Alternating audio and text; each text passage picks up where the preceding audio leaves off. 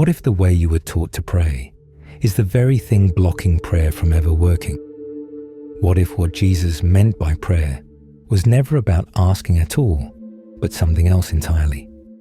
From childhood, you were taught that prayer is a plea sent upward, words launched toward a distant God, hoping to be heard, hoping to be answered. You were taught to ask, repeat, and ask again. But what if that entire framework was inverted? The Gnostics said Jesus wasn't teaching humanity how to speak to God, but instead how to return to something already present. What if prayer was never meant to change the external world by force, but to realign the one through whom the world is experienced? For the Gnostics, prayer is not meant to move matter. It's meant to move you, the one through whom change occurs. And here's the uncomfortable question most religions seem to have ignored. If God already knows what you need before you ask, as Jesus explicitly said, then what exactly is prayer for? That question doesn't just challenge your idea of prayer, it collapses the framework prayer itself has been built upon. Because once you ask it honestly, prayer stops being a transaction and becomes a direct connection to the divine that has always been within you. Some of the earliest Gnostic teachings understood this clearly. The divine does not withhold and then respond. It flows continuously, like an unbroken current. Prayer wasn't meant to produce energy, only to remove what interrupts the connection. In this video, you're not going to hear a theological debate. You're not going to get another list of verses stitched together to reinforce what you already believe. Instead, we're going to step quietly beneath the surface into what Jesus was actually pointing toward when he warned against repetition, when he said the kingdom was within you. We're going to explore how prayer was never about asking to change the outer world, but an inner act of alignment, and how it became externalized, ritualized, and inverted. And once you understand what prayer really is, the reason so many prayers go unanswered suddenly makes sense. This isn't just about information, it's remembrance, the part of you that already knows. Because by the end of this journey, prayer may no longer feel like something you do, but something you return to. It was never about asking for something, but aligning with what already is.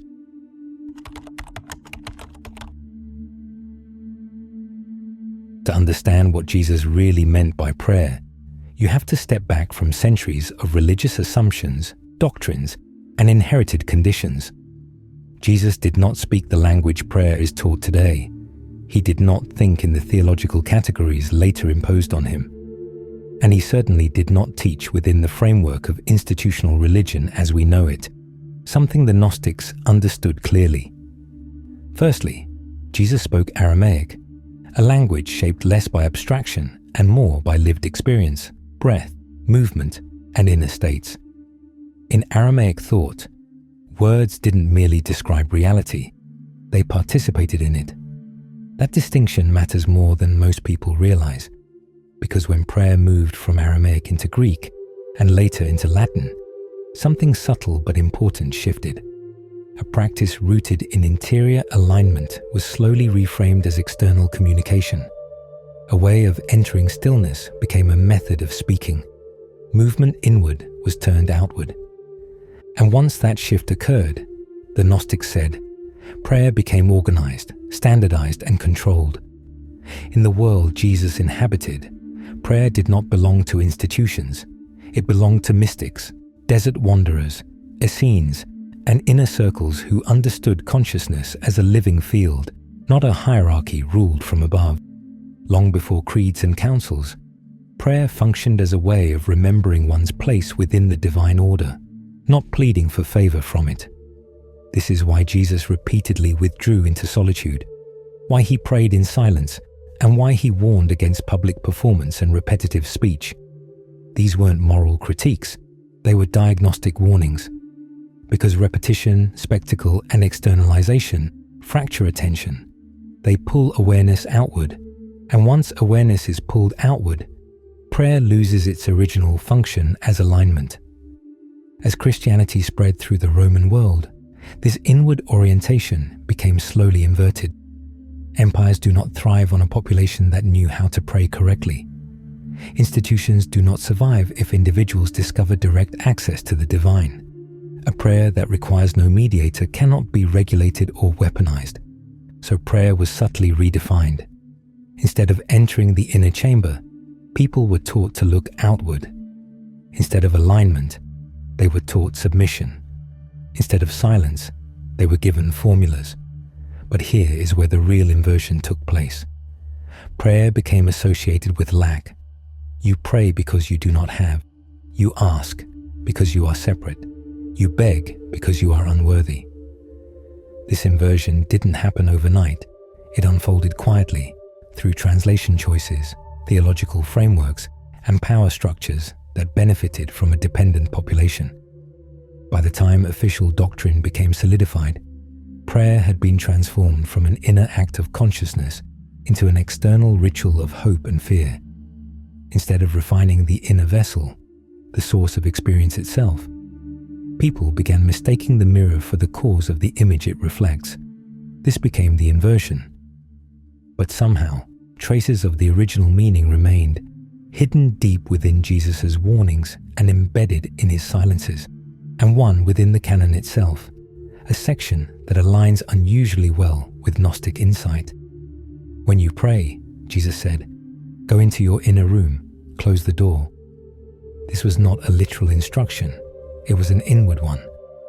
Prayer was never meant to be a stream of words directed outward, but a shift of alignment inward. Because once you understand what that inner room actually means, you'll never see prayer the same way again.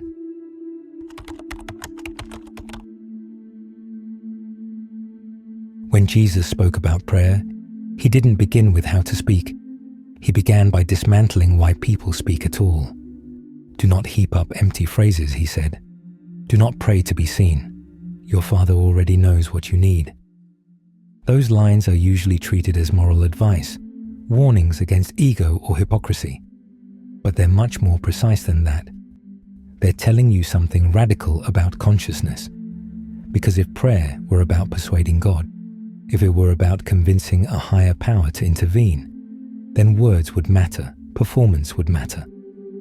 But Jesus systematically removes all of that. He strips prayer down until only one question remains. If God already knows what you need, then what is prayer actually doing?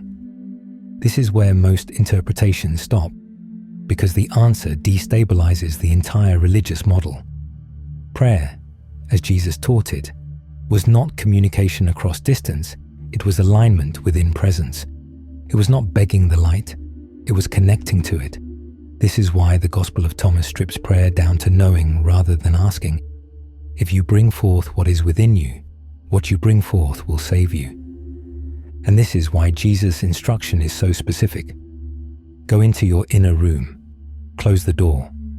Not a temple or church, but a space within. In the ancient world, the inner room wasn't poetic fluff. It was a technical image. Every temple had an outer court, an inner chamber, and a most inner space, a place of stillness, darkness, and direct encounter. Jesus takes that architecture and collapses it inward. The sacred space is no longer somewhere you go, it's something you enter. And the door you close is not physical, it's attentional. To close the door is to withdraw energy from noise, identity, narrative, and performance. To stop projecting outward, to stop asking reality to change before awareness does. This is why prayer and stillness are inseparable in Jesus' teaching. Stillness isn't preparation for prayer. Stillness is the prayer. Because the moment attention stops chasing outcomes, something else becomes visible. Presence.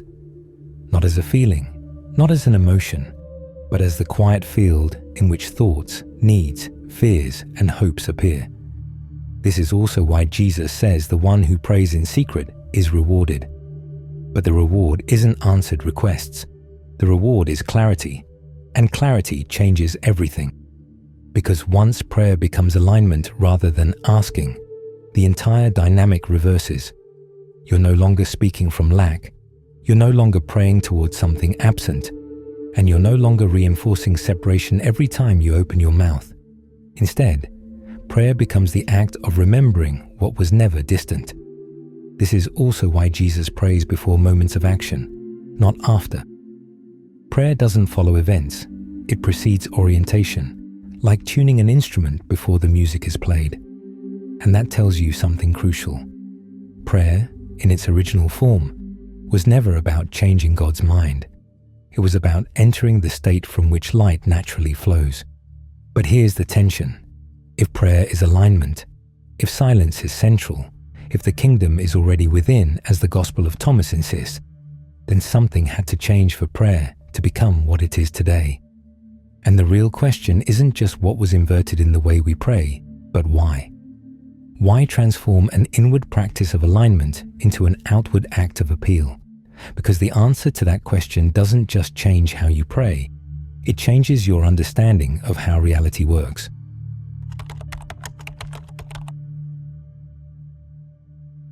Once prayer was detached from stillness, it became not just vulnerable to reinterpretation, but structure and power. Because a practice rooted in silence cannot be supervised, and a person anchored in inner authority cannot be easily governed. So the inversion didn't attack prayer directly. It reframed it gradually without anyone really noticing. Instead of alignment, prayer became appeal. Instead of interior awareness, it became verbal repetition. Instead of aligning the vessel for light, it became about trying to change matter. And the most important shift of all, prayer was no longer something you entered, it became something you performed. This is where the language quietly changes. Words that once described inner states were translated into words that implied hierarchy. What was once intimacy became distance, and what was once immediacy became mediation. The divine was placed above, on an unreachable pedestal, and humanity was placed below, a separation the Gnostics insisted was by design. But here's the paradox Jesus already exposed. If prayer reinforces separation, it cannot lead to union. And yet union is exactly what Jesus points toward when he speaks most plainly. I am in the Father, and the Father is in me. The kingdom is within you. You are the light. Those are not poetic compliments, they are statements of non-separation. You are a divine spark. So how did a teaching on inner unity turn into a system built on distance? The Gnostics warned this shift was not accidental. Once prayer is turned outward, dependence follows naturally. Instead of descending inward, attention was trained upward. Instead of stillness, people were given words and scripture. Instead of alignment, they were taught to beg. And asking carries an unspoken assumption that what you seek is absent. Over time, prayer became associated with fear. Fear of not having enough. Fear of punishment. Fear of being unheard. It became a response to crisis rather than a state of presence and divine alignment. This is why prayer so often feels desperate. When you hear the phrase, "get on your knees and pray," does that sound like alignment or a fear-based last resort? It's not because you're doing it wrong. It's because the inverted form creates desperation by design. When prayer is framed as a request, it strengthens the identity of the one who lacks. When prayer is framed as submission, it reinforces dependence. When prayer is framed as repetition, it dulls awareness. None of that leads to clarity. And this is why Jesus warned against many words. Not because words are bad, but because they keep the egoic mind occupied. Noise prevents recognition, but silence reveals it. What was lost in the inversion wasn't meaning, it was function. Prayer stopped functioning as a way of reorienting consciousness and became a way of managing anxiety. And once that happened, prayer could be organized, standardized and scaled, taught from pulpits, and managed with fear. But prayer could no longer do what it was originally designed to do, which is why so many people have their prayers unanswered, not because the divine is absent, but because prayer was turned outward to another frequency. This is also why Jesus' most radical prayer isn't spoken to anyone. It's spoken from unity, that they may be one, "As we are one," he said. That's not a request, it's a recognition. And recognition changes the direction of attention completely.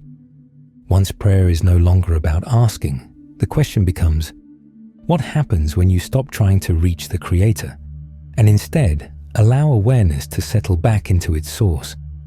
That's not theology, that's experience. And it's the peace that was never meant to be systematized.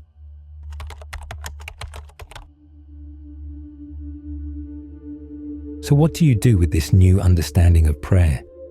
For the Gnostics, this wasn't theory, it was lived practice.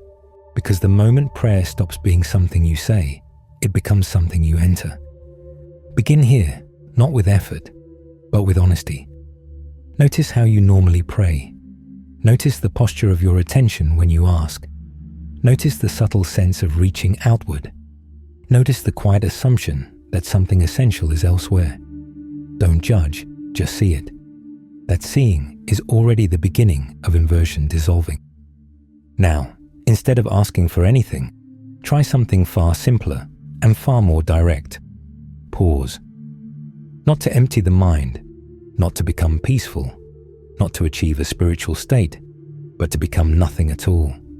To rest in the space between thought and attention, between reaction and awareness, between emotion and identification. Let the momentum of thought slow without forcing it. Let the urge to speak soften.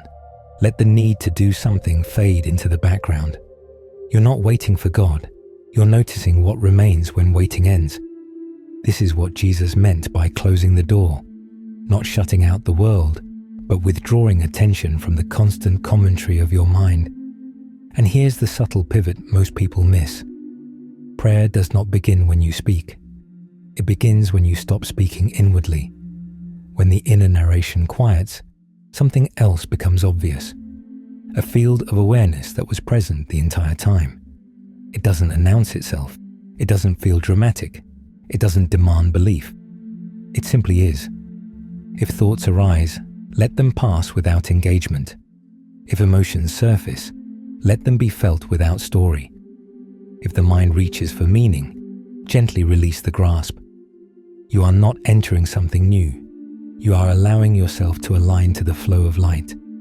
This is prayer as alignment, not aligning with something distant, but aligning back into what was never absent. Take this quality of attention into action. Speak from it, move from it, respond from it. Notice how action changes when it flows from stillness instead of urgency. Notice how clarity replaces effort. Notice how asking becomes unnecessary, not because life becomes perfect, but because you're no longer fragmented. This is why Jesus didn't pray after he acted from prayer. And the most important thing to understand is this: if prayer feels strained, you're trying. If prayer feels desperate, you're reaching. If prayer feels empty, you're speaking from absence. But when prayer becomes simple, when it becomes quiet, when it becomes grounded, something shifts, not outside you, but inside the way you see. And that's why this practice was never meant to be formalized, because it can't be owned, controlled, and it can't be outsourced. You don't need permission for this. You don't need a mediator. You don't need the right words. You only need the willingness to stop looking outside and return. And if this way of seeing resonates, I've put together a free ebook called Escaping the Illusion, a Gnostic guide to mastering reality, which expands on all the teachings covered in this video. You can download it for free. The link is in the description.